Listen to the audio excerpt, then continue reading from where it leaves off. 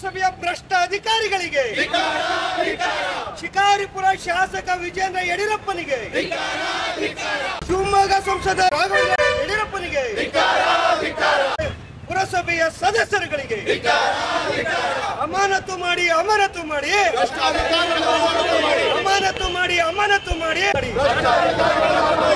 ಸರ್ಕಾರದ ಸುತ್ತೋಲೆಯನ್ನು ಗಾಳಿಗೆ ತೂರಿರುವ ಸರ್ಕಾರಿ ಅಧಿಕಾರಿಗಳನ್ನು, ಮಾರುತ್ತಿರುವ ಹಲ್ಕಟ್ಟ ರಾಜಕಾರಣಿಗೆ ಬೇಕೇ ಬೇಕು,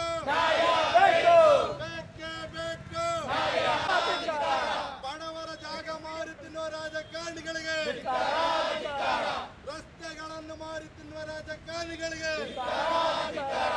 ರಾಜಕಾರಣಿಗಳಿಗೆ, ಸ್ವಚ್ಛತೆಯ ದುಡ್ಡನ್ನು ಹೊಡಿ ತಿನ್ನುವ ರಾಜಕಾರಣಿಗಳಿಗೆ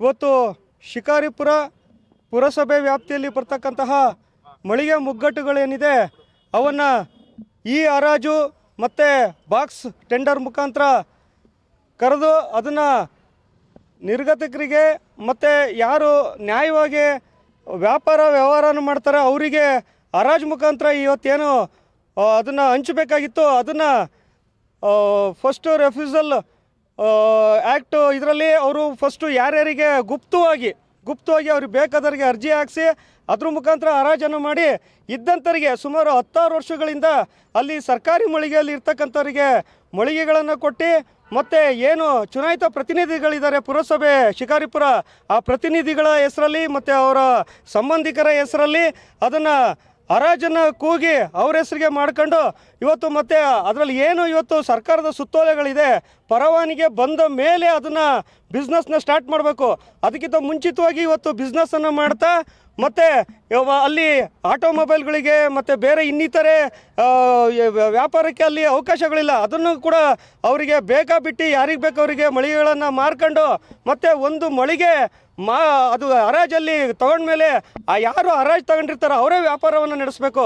ಅದನ್ನು ಬಿಟ್ಟು ಒಳ ಬಾಡಿಗೆಯನ್ನು ಮತ್ತು ಗುತ್ತಿಗೆಯನ್ನು ಕೊಟ್ಟು ಮತ್ತು ಒಂದು ಮಳಿಗೆ ಯಾವ ರೀತಿ ಯಥಾಸ್ಥಿತಿಯಲ್ಲಿ ಅಲ್ಲಿ ವ್ಯಾಪಾರ ಮಾಡಬೇಕು ಅದನ್ನು ಇವರು ಏನು ಅವರ ಒಂದು ಅಧಿಕಾರದ ಆಮಿಷವನ್ನು ಒಡ್ಡಿ ಇವತ್ತು ತಮ್ಮ ಹೆಸರಿಗೆ ಮಾಡ್ಕೊಂಡಿದ್ರೆ ಅವರು ಒಂದೊಂದು ಮಳಿಗೆಯಲ್ಲಿ 2-3 ಪಾರ್ಟಿಷನ್ ಮಾಡಿ ಅಲ್ಲಿ ವ್ಯಾಪಾರಕ್ಕೆ ಬಿಟ್ಟಿರ್ತಕ್ಕಂಥದ್ದು. ಇವತ್ತು ನಿಜವಾಗ್ಲೂ ಯಾರು ವ್ಯಾಪಾರಿಸ್ತಾ ಇದ್ದಾನೆ, ನಿಜವಾದ ಯಾರು ಬಡವ ಇದ್ದಾನೆ ಅವರಿಗೆ ಮಳಿಗೆ ಸಿಗದಲೇ ಇದ್ದಂಥವರಿಗೆ ಶ್ರೀಮಂತರಿಗೆ ಮಳಿಗೆ ಸಿಕ್ಕಿದೆ.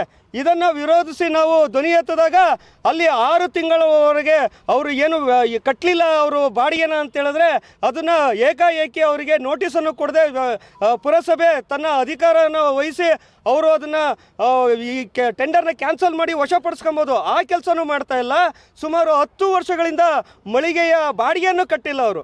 ಬಾಡಿಗೆ 10-15 ಲಕ್ಷ ರೂಪಾಯಿ ಬಾಡಿಗೆ ಬಾಕಿ ಇದ್ದರೂ ಕೂಡ ಅವರು ಅದನ್ನು ಲೆಕ್ಕಿಸದೆ ಅವ್ರನ್ನ ಈ ಟೆಂಡರಲ್ಲಿ ಅವಕಾಶಗಳು ಕೊಟ್ಟು ಮತ್ತೆ ಅವರಿಗೆ ಅದನ್ನು ಕೊಟ್ಟು ಮತ್ತು ಈಗ ಸರ್ಕಾರದ ಬೊಕ್ಕಸಕ್ಕೆ ನಷ್ಟವನ್ನು ಉಂಟು ಮಾಡ್ತಾ ಇದ್ದಾರೆ. ಅವರಿಗೆ ಈ ಕೂಡಲೇ ಅಮಾನತ್ ಮಾಡಬೇಕು ಅಂತೇಳಿ ಕರ್ನಾಟಕ ರಾಜ್ಯ ಗೆಳೆಯರ ಬಳಗ ಒತ್ತಾಯಿಸುತ್ತೆ. ನಾನು ಕರ್ನಾಟಕ ರಾಜ್ಯ ಗೆಳೆಯರ ಬಳಗ ರಾಜ್ಯಾಧ್ಯಕ್ಷ ಅನಿಲ್ ಕುಂಚಿ.